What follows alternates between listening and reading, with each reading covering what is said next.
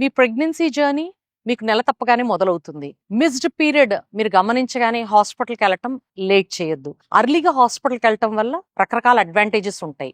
మీకు prenatal vitamins advice చేస్తారు. మరీ ముఖ్యంగా ఫోలిక్ యాసిడ్ 400 మైక్రోగ్రామ్స్ ఎవ్రీడే తీసుకోవటం ద్వారా బేబీ గ్రోత్ కి హెల్ప్ అవటమే కాకుండా బేబీ బర్త్ డిఫెక్ట్స్ కూడా ప్రివెంట్ చేయొచ్చు. Second, diet. Balanced nutritious diet కి ప్రిఫరెన్స్ ఇవ్వండి. Adequate carbohydrates, vegetables, protein, fats, nuts and fruits adequate గా ఇందులో ఇంక్లూడ్ అయ్యేటట్టు చూసుకోండి. చేయకూడదు ఏంటి? 3 things.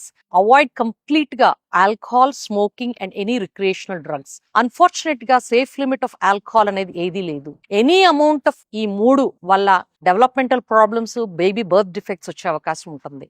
ఇంక్లూడ్ చేయాల్సింది exercise. 150 minutes of moderate exercise ప్రతి వారము ట్రై చేయండి.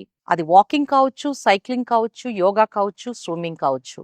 మీ ప్రీనేటల్ వైటమిన్స్ తప్పకుండా మీ డాక్టర్ ప్రిస్క్రిప్షన్ మేరకు మీరు తీసుకోండి. Wish you happy pregnancy journey.